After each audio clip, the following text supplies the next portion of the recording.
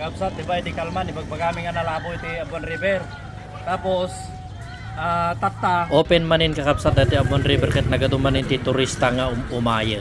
Di ba tol? Kalili naman, nag-bite man nagdigos din eh. So nga open man ti Abuan River tatay. Ngayon, nagiti balbalak iti Holy Week, open nga talaga iti Abuan River. Adyan nangyari iti Kalman, normal na lang day. Normal lang ajay. Saka siyempre, diba?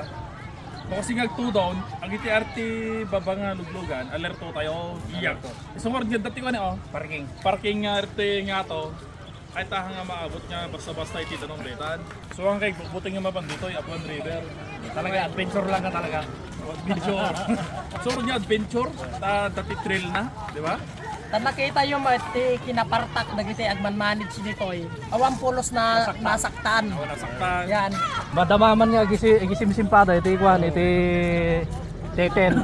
Shout out kami ni kwa ni Sir nga Arvin Billy Perez nga isunat administrator dito.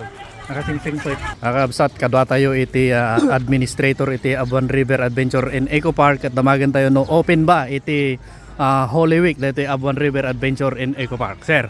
Actually, magandang araw po sa inyo lahat at nandito po nga tayo sa Abuan River Ecotourism Eco Park na kung saan talaga namang napakaliwalas, napakaganda po ng panahon ngayon kaya back to normal na po ulit yung operation natin dahil kahapon medyo tumaas po yung level ng tubig may mga nagpanic at may mga exaggerated din po ito po ang buhay na patotoo, napakaliwalas na po at napakalinaw na ulit yung tubig, back to normal naman po siya kaya inaanyayahan po namin kayo na bisitahin po ang Abuan River na kung saan talaga naman sinisiguro po namin sa inyo na talagang mag-enjoy po kayo dito sa Abuan River through the able leadership of our very own Mayor J. Diaz ng lokal na pamalanusod ng Ilagan. Tulad na makikita nyo, andito po yung mga rides po natin, may jet ski tayo, may motorboat, may wooden boat o yung wooden boat natin maganda po yan na experience sapagkat may bago po tayong attraction o yung adventure na sakay bangka pataas, then sakay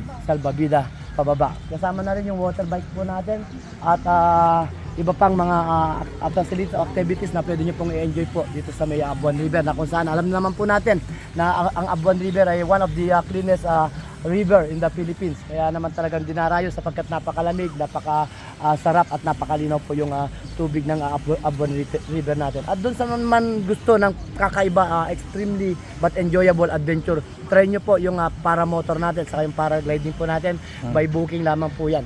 Kaya inaanyayahan po namin kayo, araw-araw po bukas ang ating Abuan River para sa lahat po na gusto nga mag-enjoy at mamasyal dito po sa one of the best tourist spot destination in the city of Ilagan. Ito po nga Abuan River Adventure and Eco Park under the local government city of Ilagan through Mayor J.